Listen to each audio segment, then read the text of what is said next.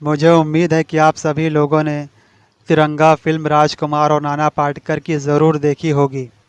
ये फिल्म 1993 में रिलीज़ हुई थी।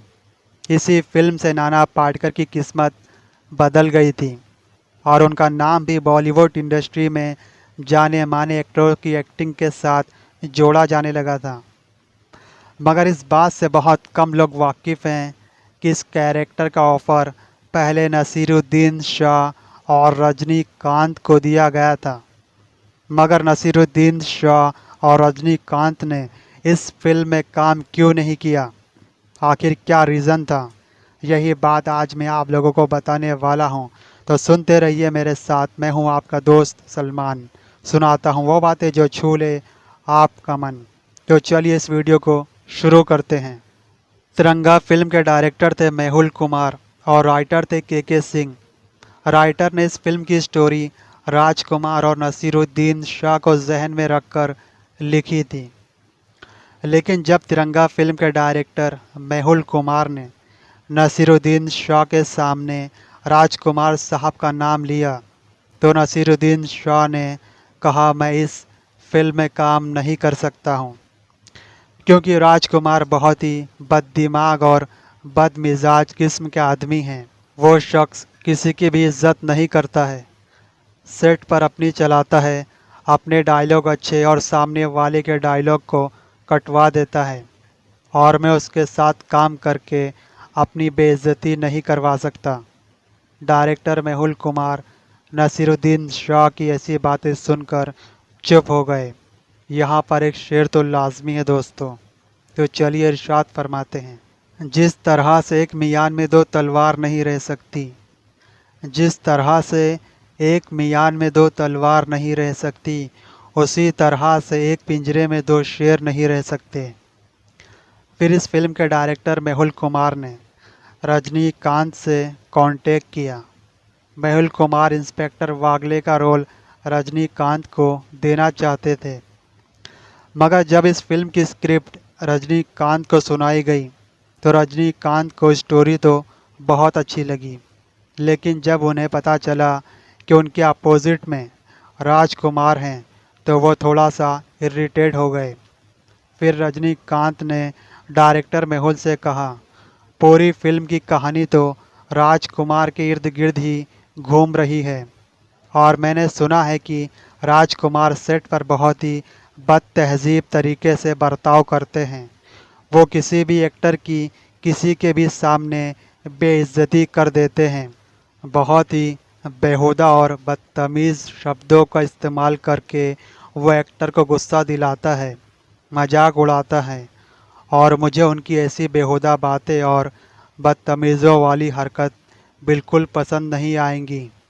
अगर मैं उनके साथ काम करूंगा तो यकीनन हम दोनों का सेट पर झगड़ा हो सकता है। मैंने अपनी ज़िंदगी में आज तक किसी भी ऐसे शख्स को बर्दाश्त नहीं किया है जो डायरेक्टर की कम और अपनी ज़्यादा चलाता हो। अगर आप चाहते हैं कि मैं इस फिल्म में यकीनन काम करूं, तो आप राजकुमार की जगह किसी दूसरे हीरो को ले लें। ऐसी बातें सुनकर तिरंगा फिल्म के डायरेक्टर मेहुल कुमार ने रजनीकांत से कहा, ठीक है सर, मैं आपकी इन बातों पर विचार करूंगा। डायरेक्टर ने राजकुमार को इस फिल्म के लिए पहले ही साइन कर लिया था। अब दोबारा राजकुमार से मिलकर उन्हें ये नहीं कह सकते थे कि आप इस फिल्म को छोड़ दीजिए, क्योंकि बॉलीवुड इंडस्ट्री में राजकुमार साहब का दबदबा था, हर कोई डरता था। डायरेक्टर मेहुल कुमार कुछ दिनों तक इन बातों पर विचार करते रहे और टेंशन में डूबे रहे कि आखिर राजकुमार से मिलकर मैं उनसे इस फिल्म के लिए क्या कहूं। तभी इस फिल्म के राइटर के सिंह ने डायरेक्टर से कहा, देखिए सर, हम एक काम करते हैं, इस फिल्म के लिए किसी दूसरे हीरो को कास्ट कर लेते हैं। मैंने एक एक्टर का नाम बहुत सुन रखा है कि उसकी डायलॉग डिलीवरी बहुत अच्छी है, और मुझे लगता भी है कि हमारे डायलॉग उसके ऊपर फिट बैठेंगे। फिर डायरेक्टर और राइटर ने तिरंगा फिल्म की स्टोरी नाना पाटेकर को सुनाई। नाना पाटेकर ने स्टोरी सुनते ही कहा, स्टोरी तो बहुत दमदार है, लेकिन इस दमदार फिल्म में राजकुमार भी है। नाना पाटेकर की ये बात सुनकर डायरेक्टर और राइटर थोड़ा घबरा गए और उन्होंने नाना से कहा, आप इस फिल्म में काम करने के लिए रेडी है ना? तभी नाना ने कहा, क्यों नहीं, ज़रूर। ये बात अलग है कि मैं राजकुमार की हरकत और उनके लहजे से वाकिफ़ हूँ, लेकिन उनके साथ काम करने का एक अलग ही तजुर्बा मुझे मिलेगा। ये बात तो उस तरह से हो गई जैसे कि कहते हैं ना, सरफरोशी की तमन्ना अब हमारे दिल में है, देखना है ज़ोर कितना बाजुए कातिल में है। मगर नाना पाटेकर ने इस फिल्म को करने के लिए एक शर्त रखी थी। उन्होंने डायरेक्टर से कहा, अगर राजकुमार ने तिरंगा की शूटिंग के दौरान अगर कुछ भी मुझसे कहा तो मैं इस फिल्म को छोड़ दूंगा। डायरेक्टर ने उनकी ये बात मान ली। कहा, ठीक है, आप इत्मीनान रखिए, ऐसा कुछ भी नहीं होगा। इस तरह से नाना पाटेकर को फिल्म तिरंगा में इंस्पेक्टर वागले का रोल मिला था और रजनीकांत इस फिल्म से बाहर हो गए थे। फिर डायरेक्टर ने राजकुमार को कॉल किया और कहा, सर जी, इंस्पेक्टर वागले के रोल के लिए हमें हीरो मिल गया है। तभी राजकुमार ने कहा, कौन है वो खुशनसीब? डायरेक्टर ने जब नाना पाटेकर का नाम लिया तो राजकुमार बोले, अरे यार मेहुल, मैंने सुना है वो बहुत ही बदतमीज और पागल टाइप का आदमी है, सेट पर गाली गलौज करता है।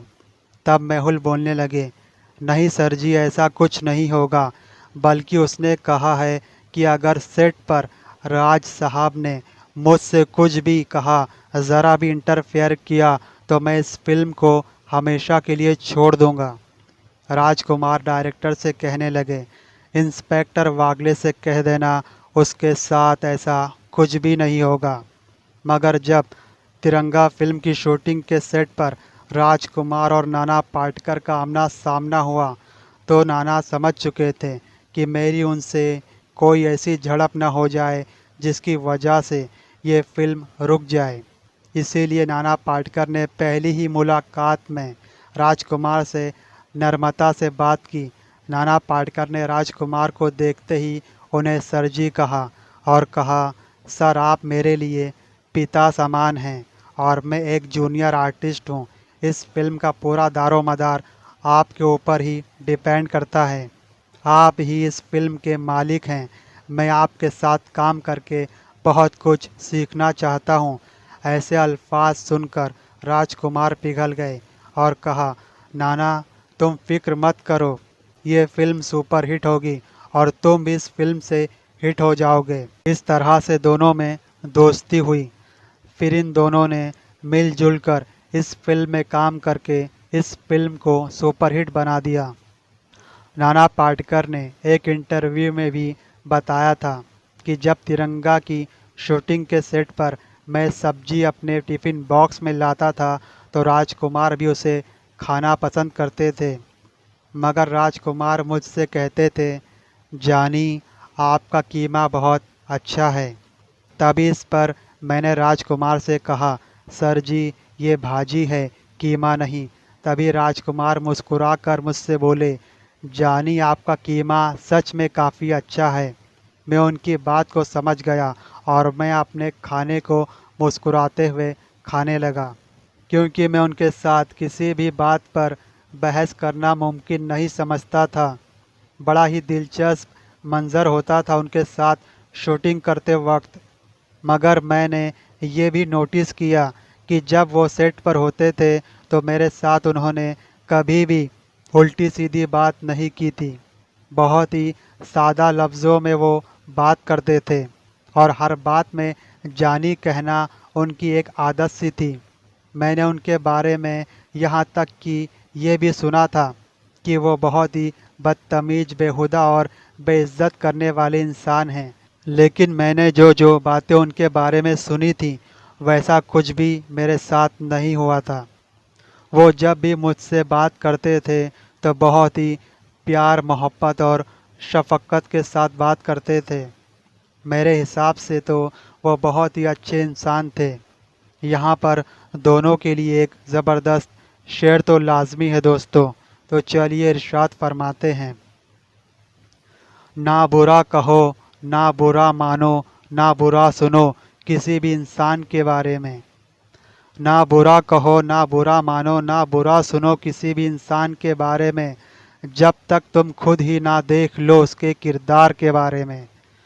तो आज आपको पता चल गया होगा कि तिरंगा फिल्म में पहले रजनीकांत को लिया जा रहा था, लेकिन कुछ कारणों से रजनीकांत इस फिल्म को नहीं कर सके। यहाँ पर मैं आपको एक और छोटा सा किस्सा बताना चाहूँगा रजनीकांत के रिगार्डिंग। इसी फिल्म की शूटिंग के दौरान रजनीकांत को भी राजकुमार की सच्चाई का पता चला कि राजकुमार सबके साथ एक जैसा बिहेव नहीं करते हैं। फिर रजनीकांत ने भी राजकुमार के साथ एक फिल्म में काम किया था। उस फिल्म का नाम था इंसानियत के देवता। इस फिल्म में रजनीकांत के साथ राजकुमार और विनोद खन्ना भी थे। हाँ, तो हम बात कर रहे थे तिरंगा फिल्म के इंस्पेक्टर वागले के बारे में, यानी नाना पाटेकर के बारे में। बाद में इस फिल्म के लिए नाना पाटेकर को कास्ट किया गया, तो वो इस फिल्म के लिए राज़ी हो गए थे। फिर नाना पाटेकर और राजकुमार ने इस फिल्म में इतना बेहतरीन मुकम्मल तौर पर काम किया था कि ये फिल्म 15 अगस्त को टीवी चैनल पर ज़रूर दिखाई जाती थी। इस फिल्म के कुछ ऐसे चुने हुए डायलॉग हैं जो आज भी सुपर हिट हैं, और आपको शॉर्ट वीडियो में ये डायलॉग ज़रूर देखने मिलेंगे। उसी में से कुछ डायलॉग मैं आपको ज़रूर सुनाना चाहूँगा। पहला डायलॉग राजकुमार साहब का, न तलवार की धार से न गोलियों की बौछार से, न तलवार की धार से न गोलियों की बौछार से, बंदा डरता है तो सिर्फ परवरदिगार से। दूसरा डायलॉग, हम तुम्हें सिर्फ इतना बताने आए हैं, अगर तुमने तिरंगे के खिलाफ कोई भी कदम उठाया तो हम तुम्हें ऐसी मौत देंगे जो ना किसी कानून की किताब में लिखी होगी और ना ही किसी मुजरिम ने सोची होगी।